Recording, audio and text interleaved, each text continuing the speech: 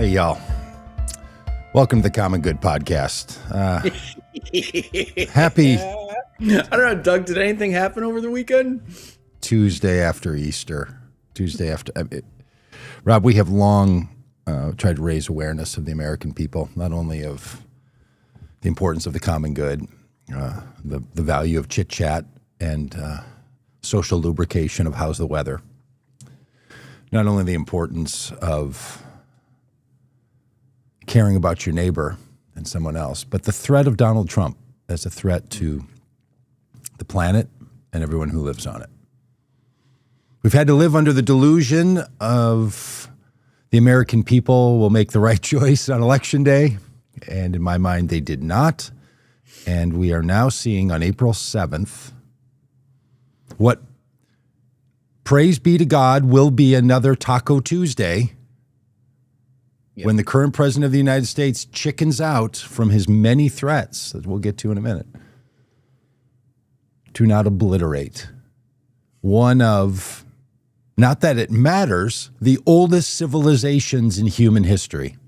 Mm-hmm. Because he's a man-child who's having a tantrum. So how's your Tuesday, Rob? What's happening? Before we get to all that, Doug, it's a little late. I realized that I made a tragic mistake. Okay, Job. We're from Curb Your Enthusiasm, or from Arrested Development. I went to the store on Saturday. All right. Did the normal grocery shopping at Aldi. They didn't have adequate Easter candy. So I stopped by the neighborhood market, the Walmart neighborhood market, on my way home from Aldi. And they were, putting out 4th of July stuff. Oh. For the Easter stuff like that. They moved on. Yeah. Oh, yeah. So I came home and, taking care of some stuff and putting the groceries away, and said to Vanessa, I gotta go back out. I gotta go out to Walmart and get some Easter candy. Doug, I forgot the Cadbury eggs. See, your lack of commitment to consuming that on Easter Day just lets it roam around in there as a general notion and idea. I totally forgot the Cadbury eggs.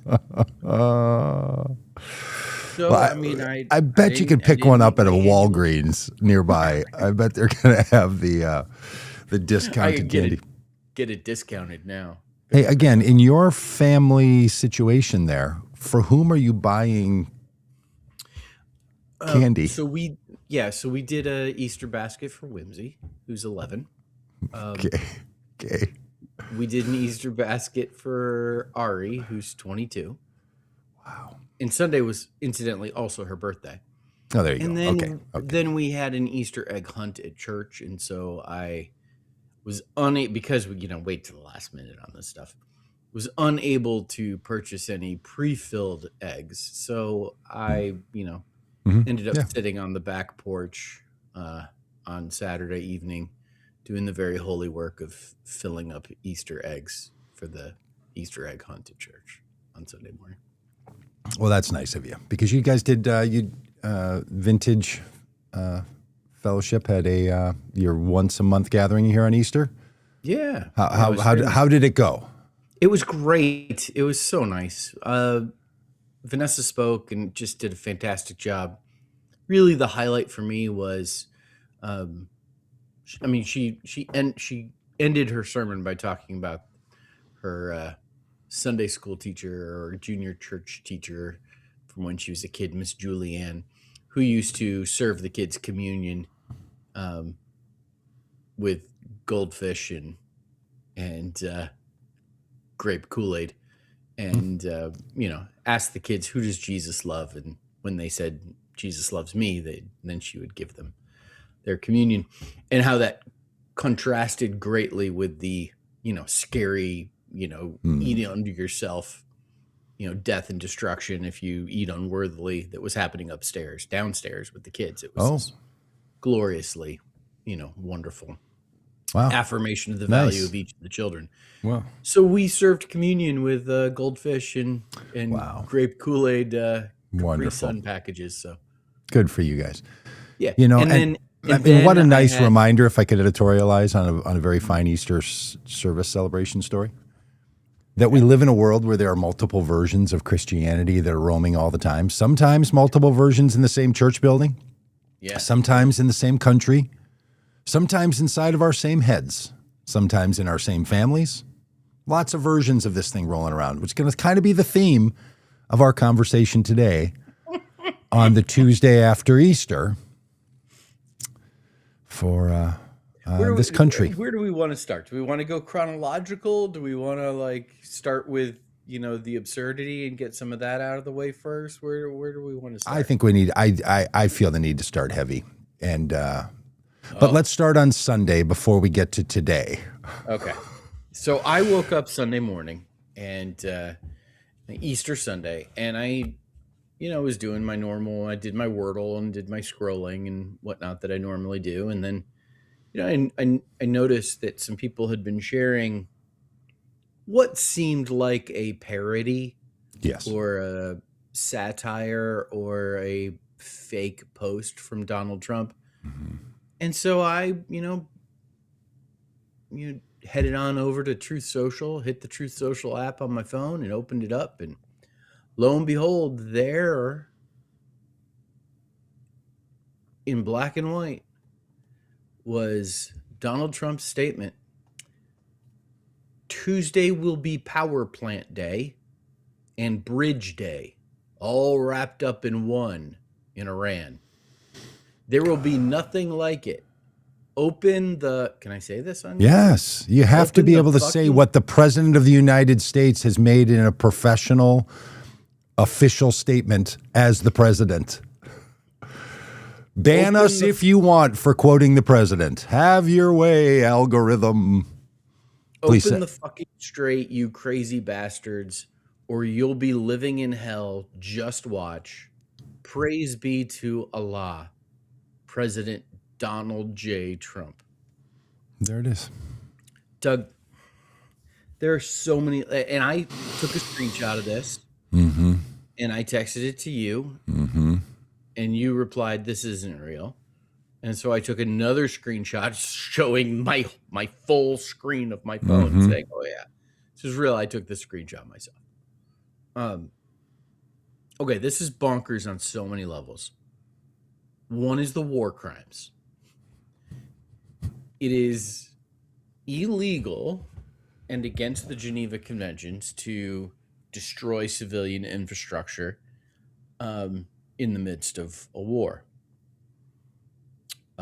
Destroying the utilities, the power plants, and the bridges in Iran is essentially a war crime. It is not essentially, Yes. is a war crime. Because specifically targeting civilians as an act of military aggression when there is not a required military outcome and negotiation for you should surrender doesn't count. Yeah. By the way, the United States dropping nuclear weapons on 2 Japanese cities, killing civilians, is a war crime by this definition. Our country has been unwilling to deal with it. We're going to have to look at it now that you cannot target civilian casualties as the motivator for your military actions. But go on to Iran if we could. And then he calls on Iran to open the Strait of Hormuz, which he refers to as the fucking strait. I like how he left the G off. It's a southern slang, kind of the fucking strait. He was sneaking. He was trying to sneak around maybe the the idea that he's going to get He did use the apostrophe correctly though, which is Yes. really something for him. Yeah, good for him. Wow, he's come a long way. Yeah. Open the fucking strait, you crazy bastards. Doug, listen, have we not listened to a couple of weeks of messaging on the strait that this strait is no big deal. B, that taking this strait is going to be a piece of cake. C, Iran isn't really in charge. We're going to be able to take this strait, blah, blah, blah. Like, why is he now, like, freaking out, trying to insult the Iranians into opening the flow of oil once again? It's almost as if he's nervous. You say, open the fucking strait, you crazy bastards, when you are grasping. Nervous. Yes. When you're spiraling, when you're like, I don't know what to do here. This is really bad for me. There's a real, like, I just got news about oil prices, or I just got poll numbers about gas prices, and I'm freaking out. And, come on, you crazy bastards, open the fucking strait. Somehow I've miscalculated. By the way, quick little list here. March 1st, Donald Trump put out an explicit demand to reopen the strait fully without any threat within 48 hours, intended to expire on March 23rd, with the threat to obliterate Iran's power plants if unmet. March 23rd, the deadline was postponed. Military action was delayed with a 5-day extension because there were productive conversations going on. Then on the 26th, the demand is repeated for 10 days later, saying that there'd be total obliteration of Iran if not met by 8 p.m. on April 6th. Then on March 30th, he set out a new deadline to expand threats to the oil wells and Karg Island. Then on April 4th, he demanded the reopening of the straits within 48 hours, or there would be a repeated attack on their infrastructure. Then on April 5th, he set a specific clock, Tuesday, 8 p.m. Eastern Time, described as a 48-hour window to become the final deadline. Then on April 6th, a 48-hour framing reiterated as the final ultimatum for the straits. Then on April 6th into the 7th, overnight, he changed the move from Monday to Tuesday, stating the final deadline would be 8 p.m., framed as the final deadline with no more delays. Then on April 7th, he said, open the straits by 8 p.m. today. And then I think he said now, midnight today. Just a side note to this guy saying this. This is the same man and Pete Hegseth who just days ago said, we don't tell our enemies what we're going to do. Right. He is literally not telling them what they're going to do. He's simply threatening things that he's apparently not going to do.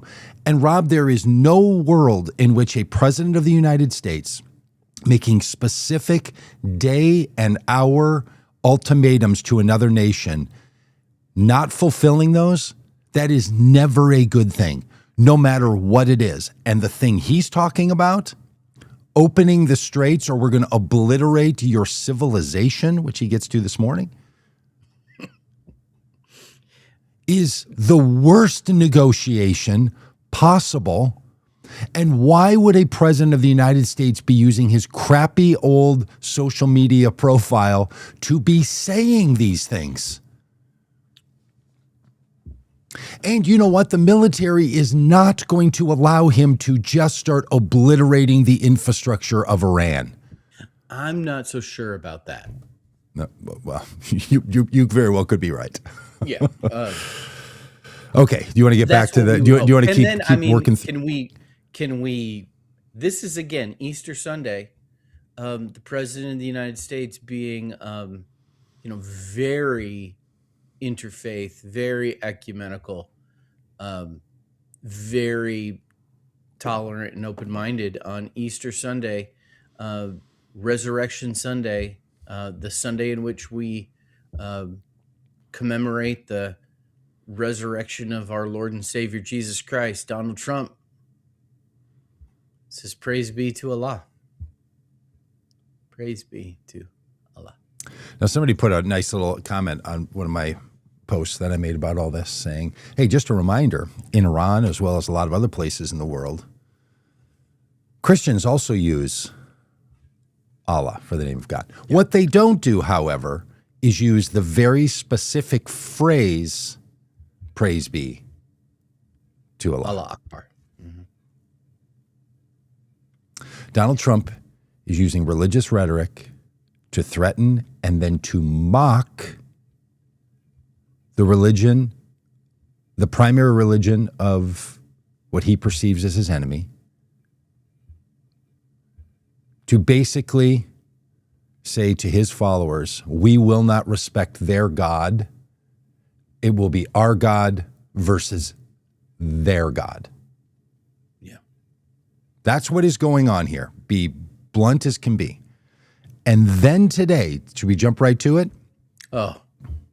Donald Trump today posts this. A whole civilization will die tonight, never to be brought back again. Goes on to say, I don't want that to happen, but it probably will. It's only happening if you, in your position of power, orders it to happen. Right. However, you're the only one talking about this. The only one. And you literally are the one who has the authority to say, do it or don't do it. Yes, it is not. This is not like a presidential speech in one of those, like, apocalyptic movies where there is an alien invasion happening or there's a meteor that's going to hit the planet, and the president says, a whole civilization will die tonight, never to be brought back again. I don't want it to happen, but it probably will. So if we don't launch a rocket and get somebody up there to do something, our brave men and women are. Yeah, look, I mean, or if he was saying a massive hurricane is coming and we hope it's not going to happen. But look, you have to be honest here. It probably is going to happen. That's what the predictions are saying. That is not this. This is human action. Human action, pure and simple. A decision made by one man who apparently has contracted the brain worm from his secretary of health. Yeah. However, Trump goes on to say, however, now that we have a complete and total regime change, what is he talking about? Where different, smarter, and less radicalized minds prevail, maybe something revolutionarily wonderful can happen. Who knows? Look, unless Donald Trump is following this up with, what I was referring to today is I am resigning the presidency. J.D. Vance is resigning the vice presidency. Pete Hegseth is resigning as the Secretary of Defense. Then we do not have a complete and total regime change with different, smarter, and less radicalized minds. Yeah, of course. Doug, if that happens, who's president? Mike Johnson. Mike Johnson. Look. This idea that there's a crazy regime threatening the world, it is the United States of America under Donald Trump. That is not hyperbole. This is not the way I use hyperbole saying Donald Trump is a threat to the planet and everyone who lives on it. This is literally a man using the bully pulpit and the official statement of the presidency to say a whole civilization will die tonight. By our choice.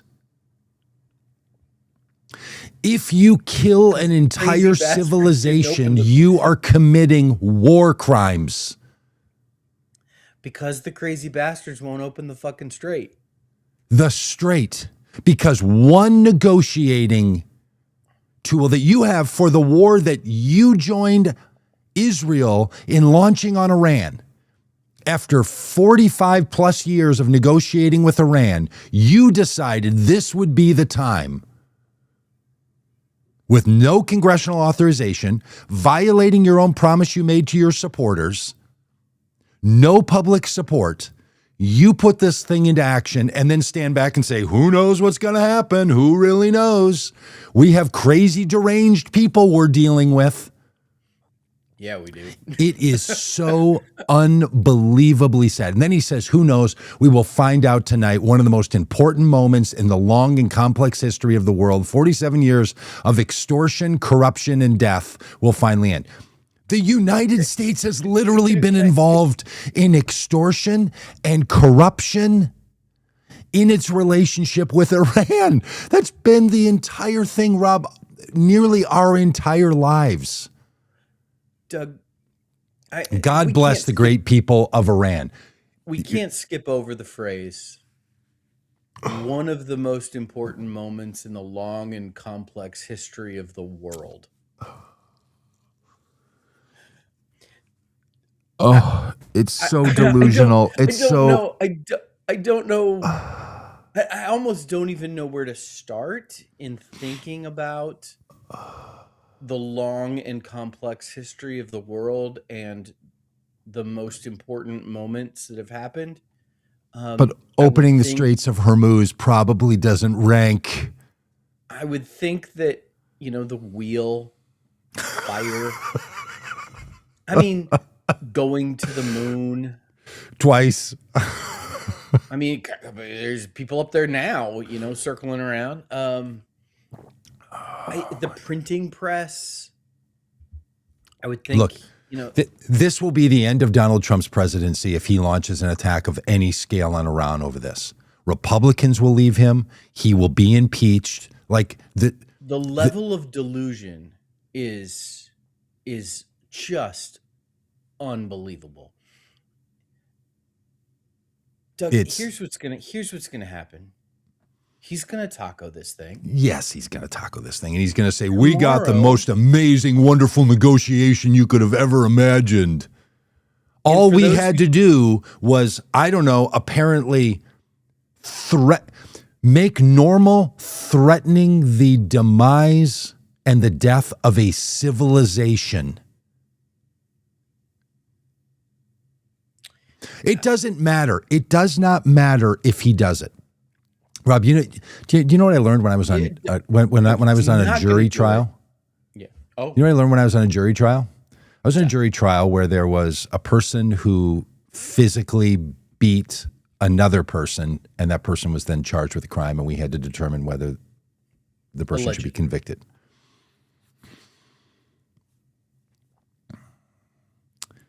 There's a difference between assault and battery, which you hear, assault and battery.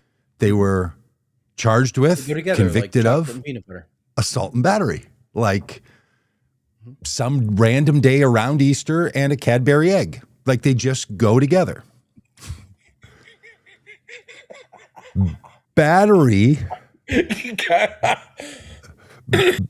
Battery is when you physically harm a person. Assault is the threat to physically harm a person. Oh. Do you know what is illegal? Assault. Assault. Do you know what counts as assault? Cocking your arm back and saying, "I'm going to punch you in the face." That in the United States, we determined to be a crime. The threat is the assault. Now, it's confusing, but what Donald Trump is committing here is presidential international assault. We will destroy, and he's doing it as a guy who, without any pretext that anyone else agreed to other than Israel, we have started launching military weapons into the nation of Iran. 13 service members of the United States have died. Thousands of Iranians have died. They've been destroying physical structures and military structures all over the country. So this assault, this threat, is backed up by current action. They're currently destroying parts of Iran. Donald Trump is bragging about it. The military is bragging about it. And this man has set a deadline that he got mocked for ruthlessly on Sunday and Monday. So Tuesday morning, he steps it up one more level. Baking in, we have a new people to negotiate with, and I'm sure somehow someone's going to come right out of the back rows of the, what do they call it, the Republican Guard? It's not the Republican Guard, is it in No, that was Iraq. Yeah. The IRG, it's called the Republican. The IRG is going to just come and be like, we can speak on behalf of Iran. But you know what Iran said today? Go Trump yourself. They put out a list of, I don't know, what was 8 or 10 demands. You know what we want? Sanctions lift. You to pay for the damage you did. We're not negotiating with you. Because you know what Donald Trump has gotten us into? Iran has all the power. The man is begging from March into April, please open the strait. Do you know what Iran has realized it needs for international power and protection? Not a nuclear weapon. The Strait of Hormuz. That's what they need. Yeah, and that's what they're using. Now, like the Gulf of America is now called the fucking Strait. It's officially new name. Doug, here's what I think is going to happen. 8 p.m. is going to come and go. Midnight's going to come and go.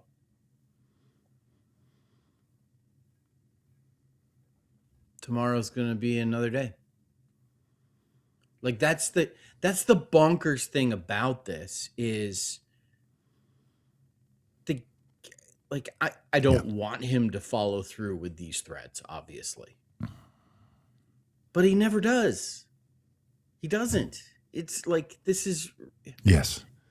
And it's so bad for the country, man. It's so bad. Ridiculous. Yes, it is. It's terrible because it works everybody up, the anxiety that it's just it now, if he does it because somehow Pete Hegseth or Benjamin Netanyahu convinces him, we need you to do our work. Yeah. Okay, a couple of responses. Marjorie Taylor Greene. Get a load of this screen full of white. Here's her long post on the left side of the screen if you're looking at it, and I pulled out a couple of parts that I thought were particularly notable. This is on Easter. The former Congresswoman Marjorie Taylor Greene is now the title of her Twitter account, which, Rob, I didn't know you just got to keep using. I'm the former Congresswoman. I think you should say future Congressman from Arkansas, Robb Ryerse. I mean, on Easter morning, she writes, this is what President Trump posted. Everyone in his administration that claims to be Christian needs to fall on their knees and beg forgiveness from God and stop worshiping the president and intervene in Trump's madness, she writes. Then she writes a bunch of other things that people can look up for themselves. I thought this was important. She finishes by writing, our president is not a Christian, and his words and actions should not be supported by Christians. Christians in the administration should be pursuing peace, urging the president to make peace, not escalating war that is hurting people. This, not what we promised the American people when they overwhelmingly voted in 2024. I know I was there more than most. This is not making America great again. This is evil. Look, when Marjorie Taylor Greene is now calling the president evil, calling Christians in the administration to rise up against him, and declaring flat out, this man is not Christian, the faithful have left Donald Trump. Not all of them, but you don't get literally more like Christian nationalist faithful than the likes of Marjorie Taylor Greene. I mean, there might be some who match her. She might not be the mostest. There might be someone standing right next to her in the first place line. But this is her whole thing. And here, Marjorie Taylor Greene what do you think Says bothered something, you? Rob, I that you mean, and I wouldn't even say. I would not say Donald Trump is not a Christian. I would say Christians have wouldn't done really horrible things. And if Donald Trump claims himself to be a Christian, then he's a Christian. Now, here's the funny thing. I've never heard him claim that. I've heard him say, I'm not sure I'm going to heaven. I've heard him say, you people, yeah, talking about Christians. I've never asked for forgiveness. Yes, I've never asked for, I have no idea. I don't know if he is or not. Here's what I do know. No matter the faith of a president, the faithful people of any tradition don't decide they're going to follow the person because that president holds their same faith. That has nothing to do with it. Yeah. Any comments about Marjorie? I'm just curious what set her off. Was it the bad words? Was it the mention of Allah? Was it, was it the war itself? I mean, or some combination of all of them. I had the chance to read Donald Trump's Easter message to a Trump supporter in my family, and the response I got was, "Oh, well." You're saying you read this post that Donald Trump made, Yes, and yes. you wrote it to you shared it with somebody, and their response was, "Oh, well." Yeah. Look, I suggest that people, they could take this screen, take a screenshot right now, however you're watching this, or go look it up online, share it with your Trump supporting friends, and just say, "Hey, is this what you think?" I did the same thing to a member of my family, and she wrote back and said, "This is very disturbing." But Easter is one of the most powerful things we can ever do. Easter things, the things look. Easter, my favorite holiday. I'm big into it. I organize my Christianity around it. It is primarily a messaging story. Yeah. Easter. It is a good news. It is a gospel proclamation story. What we proclaim on Easter is a big deal. Can I show you what Tucker Carlson said? Oh, yeah. This will be in the Rob needs to respond to Tucker. I've not seen this. I'm not proud to say this. A little shameful. You hate watch Tucker Carlson? I'm starting to really like him. Wow. I don't agree with him. There are many people that I agree with that I don't like. There are many people I don't agree with that I do like. Names. There are some people who I like and I agree with. They don't have to go together. It's not the point. Yeah. I'm starting to like Tucker Carlson's professional vibe on his YouTube channel and all the rest. It helps a lot because he's so against this war. He's so against Trump right now. It's really, there's a flavor profile in there I find appealing. But his demeanor is not the cackling, shrieking thing that he has been known for in my mind. Nobody take that as an encouragement to go watch Tucker Carlson. I'm just saying, to me, something's happened with this guy, and I find him more, I guess it'd be like compelling. A band that you're like, I didn't really like that band. I don't really like that band, but that album, Rattle and Hum, yeah, Joshua Tree, mm-hmm. You know what I'm saying? Like you don't have to be into the band to be like, I'll turn this one up. That's where I am in my discomfort of liking Tucker Carlson right now. All right, get a load of this. Like it. Open the effing straight. How dare you speak that way on Easter morning to the country? Who do you think you are? You're tweeting out the F word on Easter morning? You'll be living in hell, as if hell is a place. Hell is a condition, and this is an example of that condition. Just watch. Praise be to Allah. You're mocking the religion of Iran. Okay. If you seek a religious war, that's a good idea. The message of all faith At the biggest picture level is the message in our Bible, which is you are not God. And only if you think you are do you talk this way. This is a mockery not just of Islam, it's a mockery of Christianity. To send out a tweet with the F word on Easter morning promising the murder of civilians and then saying praise be to Allah without explaining any of it, you are mocking me and every other Christian because we're Christians. We can't support that. Wow. Right? It's pretty. Wow. I mean, he had Tucker me at, Carlson coming as if in hell is a place. It's not a place, it's a condition, which is something that, I've been joining lots of others and arguing for a very long time. Heaven and hell are not locations. They don't have longitude and latitudes. Wow. Okay. I don't care that Donald Trump said the F word on Easter. No. There's this secular, sacred and profane breakdown that is, causes people to clutch their pearls. But my goodness, the rest of it. Yeah. Just Tucker Carlson coming in hot and he is exactly right. He's exactly right that what Donald Trump is doing is making a mockery of Islam and making a mockery of Christianity and the who do you think you are? The calling out the arrogance, the hubris, the pride of someone and what would we expect from the person who slaps their name on everything, including the dollar bill? This guy would think, that he has the right to end a civilization.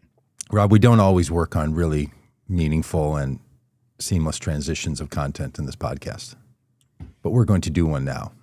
And had I not just said we're about to do a seamless content transition, it would have just felt like it, but I can't let it happen. I don't want to build the expectation. The clip that you sent that I know you have a comment about, where Paula White in an Easter celebration, I think last Wednesday at the White House, says these things. Now, you just wanted one portion of it, but I felt the need to play a minute and 30 seconds maybe. So this is a minute and 30 seconds of the person who's the current head of the White House Office of Faith, speaking in an event at the White House to faith leaders and to Donald Trump. This is Paula White. This is sort of the other side of the delusion creating machine around Donald Trump.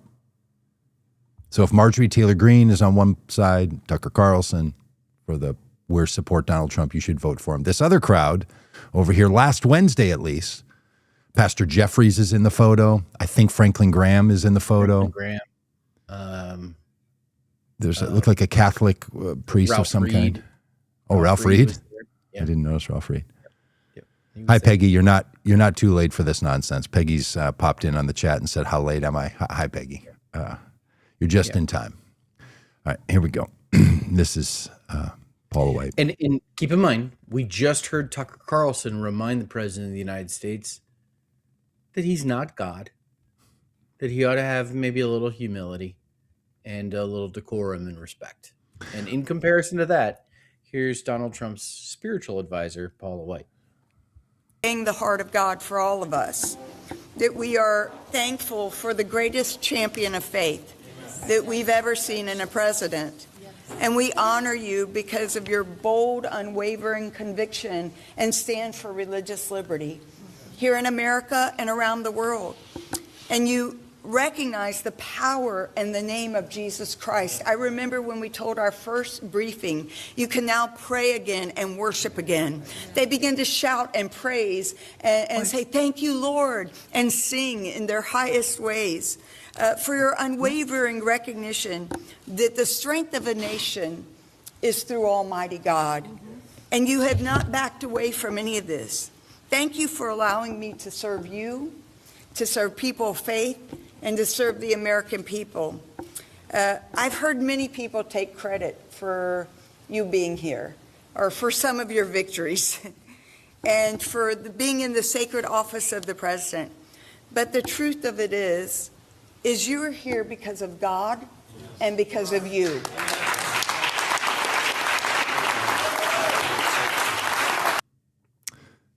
Now, I didn't even run it all the way through the point where she compares him to Jesus, who was, she says, falsely accused and then risen up, and that he is the messianic figure that we've all been waiting for. Right. But Donald Trump surrounds himself with people who tell him, when you weren't president, we couldn't praise God. And now that you are, we can. The amount of heresy and blasphemy coming out of a minute and 30 seconds is unmatched. That is a protein-packed bar of heresy. Yeah, and not the good kind of heresy either.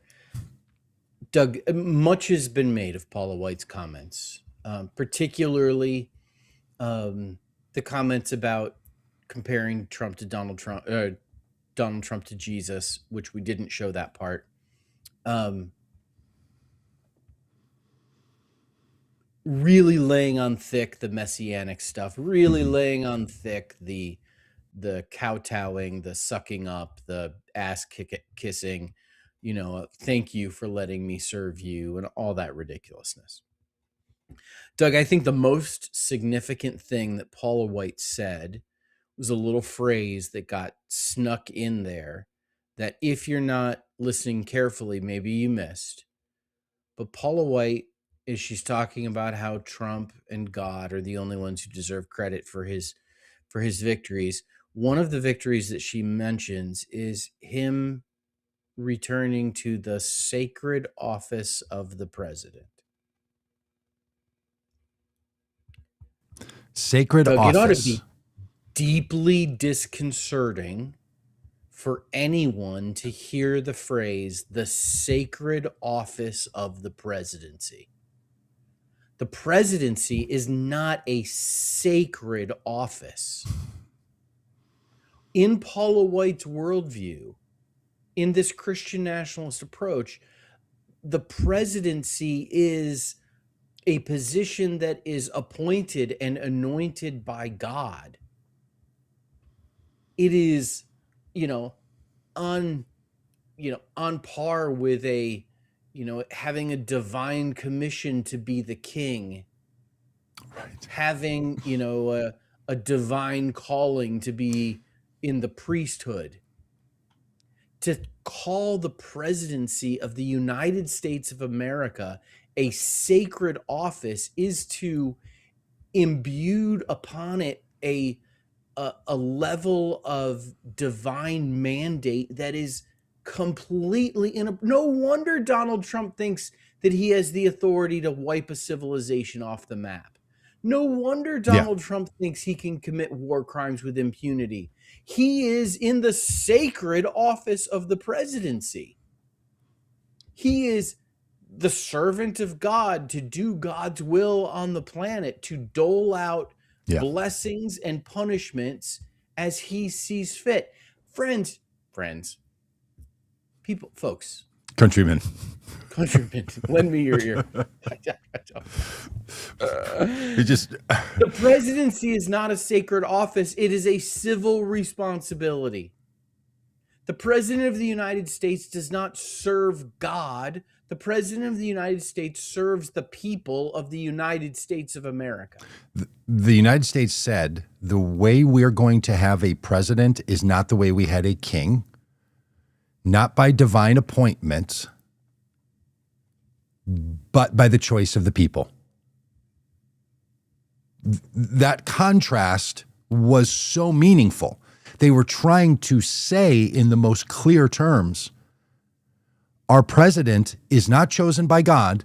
Our president is chosen by the people. So that office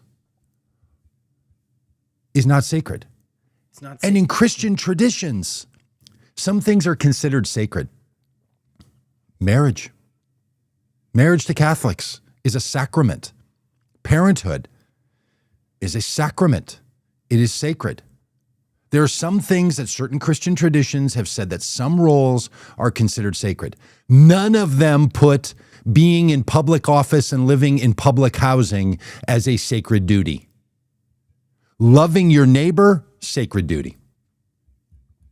Caring for the least of these and the strong of these, a sacred duty. Yeah. Blessing those who hurt you and doing good to those who persecute you, sacred duty. Being the president, not a sacred duty. Right. It's a job. It's a job. That guy's gotten a lot of jobs in his life too, and this is just another one of them. Right. And I, theologically, we could break down the whole idea of sacred and secular. I actually think that dichotomy, that dualism is really unhelpful for life. I think that all life is sacred, is valuable. I think that all aspects of life are sacred. I think that washing the dishes is just as spiritual as praying. I think, like, especially if the dishes need to be washed. I don't buy into this whole because when you're washing the dishes and they didn't need to be washed, that we have a clinical diagnosis for. That is not sacred activity. I don't even know what I'm talking about. That's just me washing my hands 7 or 8, 9 times a day because I'm pretty sure I'm trying to control something because the world's out of control. Oh, totally. Paula White gives, Doug, this little phrase that she uses, and this is the first time I've ever heard anyone use this phrase. I have not, we have done a lot of work on Christian nationalism. We have watched a lot of speeches. We have watched a lot of commentary. We have watched a lot of interviews. And I've never heard someone use the phrase, the sacred office of the presidency. And she couples there that phrase and then her final phrase. A lot of people are trying to take credit for you, how you got to this sacred office of the presidency. And then she says something that is in violation of Christian understanding. Well, in the broadest sense, super fringy over here, and in violation of the United States of America structure for selecting its leader. She said, you are in this position because of God and because of you. Yeah. And Donald Trump turns to Pastor Jeffries next to him, and Jeffrey says, so true, so true. You can read his lips, so true. You know what any other president and every future president should say? No. It's the people who have elected me, of the people, by the people, for the people. And he should say, anything I have that God has given me is an act of grace. If you want to see yourself as a co-creator and co-laborer with God, I invite you to see your life that way, because that's how you should see it. And then you don't take credit, you enter in as a co-laborer. Yeah. You don't stand there and be, oh, this is so wonderful, the office. And because this is a guy, by the way, who talked about the other person that had the job 24 months ago as if that was just nothing of any God value at all. Almost as if the only time this became a sacred office is when you were in it. Yep. And look, you could have prayed in America always. Yes. Her story of people shouting praise to God when they because she told them, now you can finally do it, because the government now has a person in the executive branch of the executive role of the executive branch that we think proclaims Jesus the way we do. We're so sectarian that now you can be Christian in America. Yeah, Doug, can you play this again? Because I want to just listen this time specifically to the description of her in, I think she says, in the executive office, telling people they can pray again. Listen to her description of how people react, the shouts, and then she uses a phrase like the praise, and she uses a very unusual phrase there. Yes. Just pay attention to this. Okay. Now, it's going to be hard for some of us to get it because she comes from the charismatic tradition, and they have a set of words and categories that others of us aren't familiar with. But let me just be clear in dividing up responsibilities here. Rob is asking that you hear Paula White again. Okay, here you go. The heart of God for all of us, that we are thankful for the greatest champion of faith that we've ever seen in a president. And we honor you because of your bold, unwavering conviction and stand for religious liberty here in America and around the world. And you recognize the power and the name of Jesus Christ. I remember when we told our first briefing, you can now pray again and worship again. They begin to shout and praise and say, thank you, Lord, and sing in their highest ways. For your unwavering recognition. Pray and sing and something else in their highest ways because you can now worship again. Like this is so off the hook, just unbelievable. And then on Easter Sunday, which this was last Wednesday, then the coming Easter, Donald Trump says these things, praise be to Allah, and then threatens to kill all of civilization, being blessed by, as you saw it there, Jeffries, Paula White, Franklin Graham, some other guy, Ralph Reed. Ralph Reed. Do you know who was not there, interestingly? Anyone associated with Turning Point USA. Yeah, that's interesting.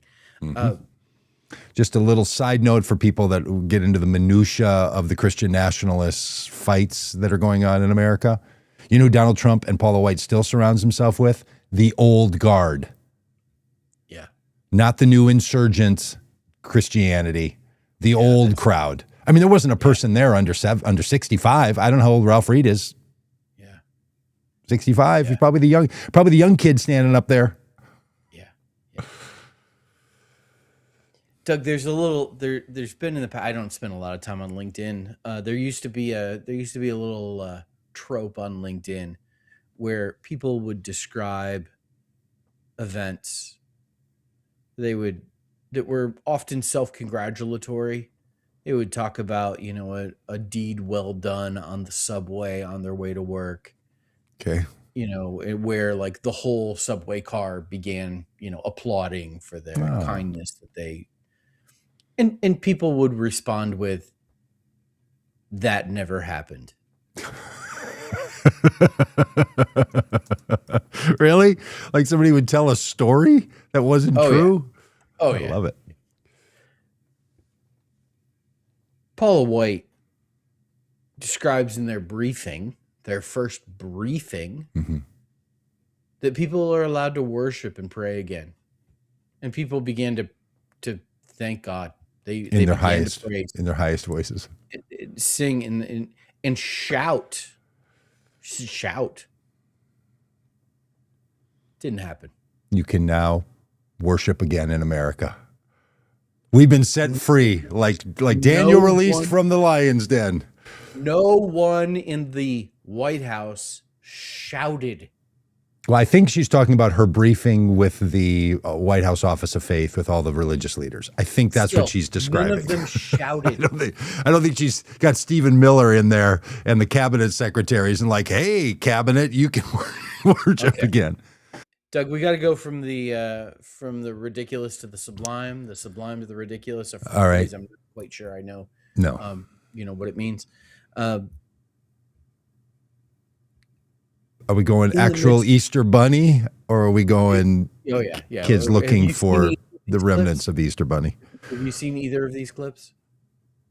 No, I just enough. I only saw them enough to have put them in the video feed here. Well, we're gonna watch a couple of clips here from the White House Easter celebration, because in the midst of praising Allah on Easter, in the midst of cursing out the leaders of a country that we're at war with, in the midst of threatening the world, Donald Trump took the time to to make it about the kids.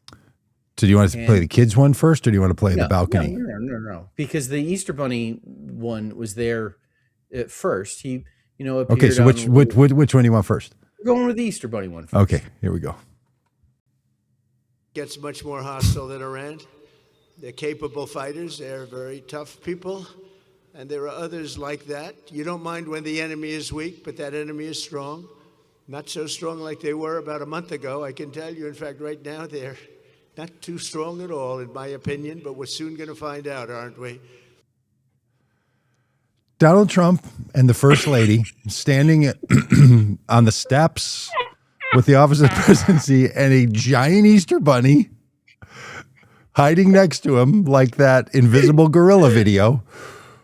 Oh, It's so absurd. And then apparently at the Easter thing with the Easter bunny standing there, he starts talking about how powerful the warriors in Iran are and if we're going to find out and how much destruction we're going to bring to them. and meanwhile, the Easter Bunny's just bopping next to him. It's so funny. It is so absurd. Who's the person in the Easter Bunny? Who's the person in the Easter? I was thinking the same thing. Is it Stephen Miller? Is it Stephen Miller? Is it Stephen Short. Miller? Is Easter Bunny short? He is short. He's a small in stature person. I mean, that entire clip is so absurd.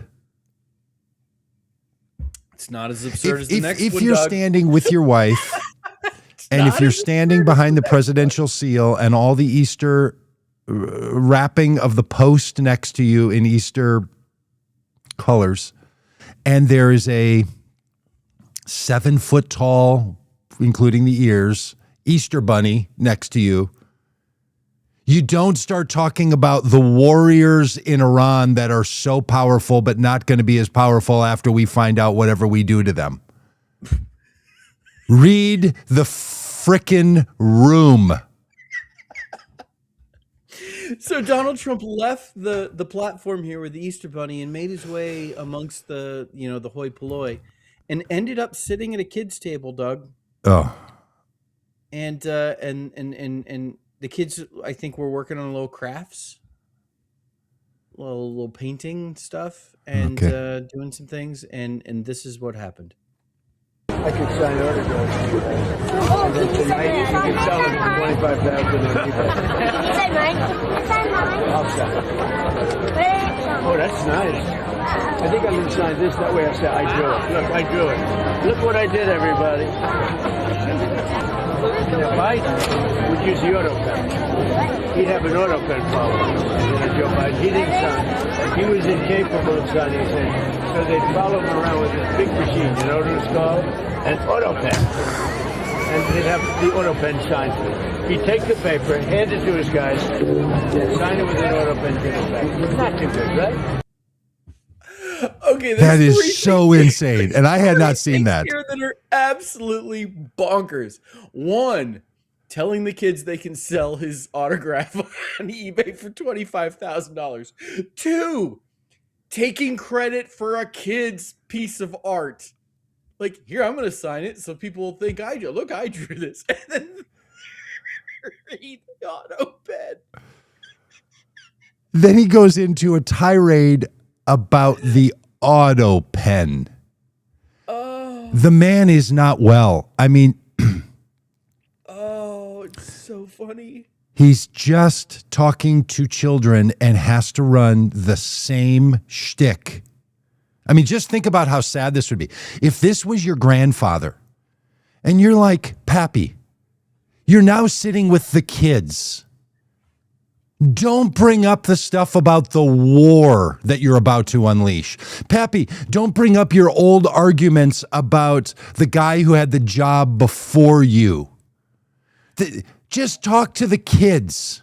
Pappy, don't tell the children that what they should do is take their artwork that they're just having a good time doing and they should commodify it and sell it, kids, on eBay. eBay, kids. You should sell it. And Pappy, your own joke about you didn't do the artwork that you want to take credit for. Pappy, do you remember when you sent a piece of art to Jeffrey Epstein your pedophile buddy. We know what your artwork looks like, Pappy. The kid's a better artist than you are. That's what you would say to your grandfather if he was behaving like this. And apparently Fox News was running it live. Yep. Hey, happy This Easter. is just however long, let me look. This is just 39 seconds of one moment of Donald Trump's day. The rest of the day is filled with this same unbelievable nonsense. Right? You think we're just catching the exact moment of a misspeak? No. Nope. Surrounded by Going on people all- telling him he is God's chosen one in a sacred position, babbling about the same looping story caught in his head. Iran, they're warriors. Joe Biden auto pen. My artwork. Sell my signature. They're children.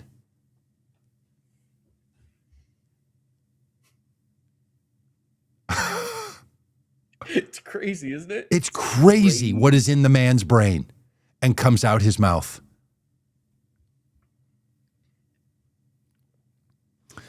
Listen, Congress needs And to again, step in. 75 million Americans knew this about the man and still said, yeah, let's have him. It is shocking. Friends, It is. get to your friends, family. Do not let up. Paula White will become a Marjorie Taylor Greene. Paula White will put Like out it. Open a the Tucker effing Carlson straight. How dare you speak that way on Easter morning to the country? Who do you think? post at some point. This Donald Trump is the great example in America today of the someday we will all have been against this. Yep. And if in the next 12 hours he somehow doesn't chicken out of his own threats again and unleashes war crime activity from our military, we need to be prepared in this country to take to the streets and to ask members of Congress to remove the authority that this president has. Yes. The very fact that he's made these threats on this day, he has made the threat. If now he acts on it, he has already said what the motivator is. Not military objectives, not our troops are in danger, we had to take out this power plant, we had to take out this bridge. Nope. The death of a civilization. Look, you should not need the Geneva Convention and the conventions of war to tell you that this kind of a threat is in and of itself a problem. Yeah. And if you think it is fourth degree level of chess that he's doing in negotiation, this is not how you negotiate. Yep. You do not threaten. Rob, can you think of any nation whose stated objective is to kill a civilization? I cannot think of one where the point was to kill a civilization. Who would even frame it like that? I don't know. Who would even United say that? States and the Who would Native look at that and say, nope, those are the words that I want to be the official statement from the President of the United States. Yeah, could be A the whole United civilization will die tonight. States, would be the United States with Native Americans, indigenous people. Even in that case, when civilizations were threatened and death came, they didn't say the point is we will kill your civilization unless you do what we want. Right. No one. Yeah. Doug, I think what I'm hearing from you today is that maybe Donald Trump is not competent to be president of the United States.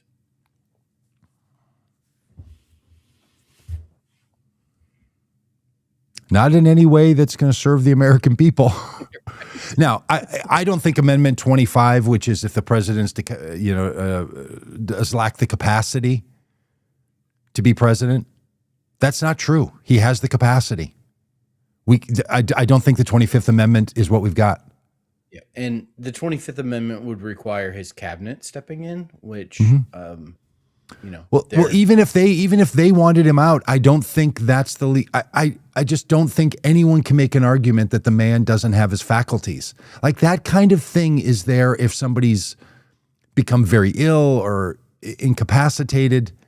It's not for the man is babbling the same things that he's been saying the whole time we voted for him. It just I don't know.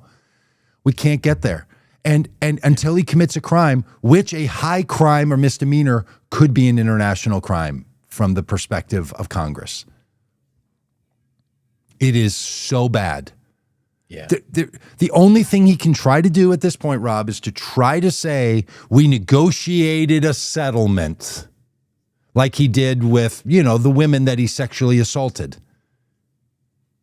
And he can pay $85 million to random people in Iran, as well as he did to a woman he sexually assaulted and then slandered. So he knows about settlements. Maybe get Michael Cohen to carry, $140,000 check like he did to Stormy Daniels when he settled. Maybe he can sign a non-disclosure agreement with all the settlement money that he's going to send to Iran. Because this guy knows how to negotiate.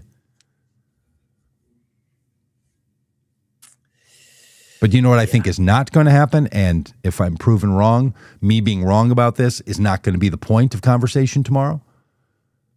He's not wiping a civilization off the map. The planes aren't going to start dropping bombs.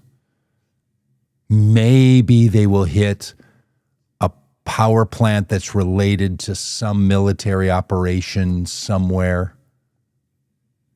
And the Strait of Hormuz is not going to be open tomorrow. It's not, again, Doug, it's not the Strait of Hormuz. It's the fucking strait. It's been rebranded renamed. like the Gulf of Mexico. It was rebranded. Yes, totally. Like the Gulf He of wasn't America. using profanity. He was just using the new title. The new name, yeah. Yeah. That's why the G is off it. It's the Like fucking keep strait. on trucking. But not across the bridges that we blow up. Yeah. Remember when keep on if trucking was a civilization is thing? still here, maybe we can come back tomorrow to talk about it. But if it's not, it's been a good run, everybody. How did keep on trucking ever become a saying in American culture in the 70s? Remember there were hats and shirts. Yeah. Yep. Hey, So we were talking about running the TED. Like was that a trucking movie? Which one? Smokey and the Bandit. Yeah, kind of. I don't know. Yeah, I mean not quite to the level of Convoy. Remember that? Could you sing the Convoy song right now? I was born in 1975. Yeah. So, Did you not watch Smokey and the Bandit? Did you not watch the 70s movies like in the 80s when you were a kid? No. God, that explains a lot. Just a couple of little missing pieces in there that could really round out some cultural references for this old man podcast that I keep bringing up. Mandrake, I agree with you. The Dems are just as bad. I mean, look, there's nobody probably watching this who is like, I can't vote for Kamala Harris because of Gaza. Trump would be better.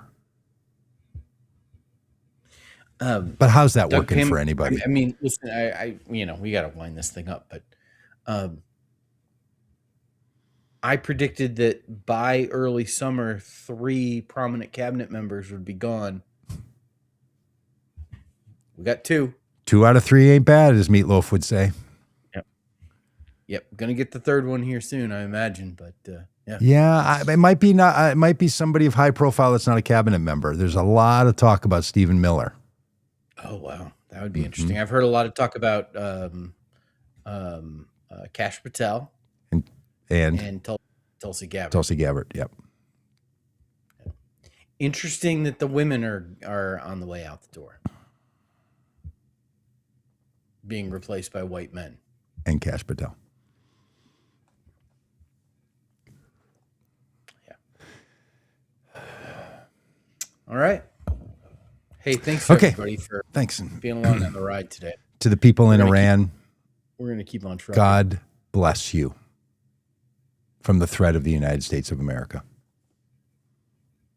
To the people of Iran, may you be free from the American bombs and military aggression.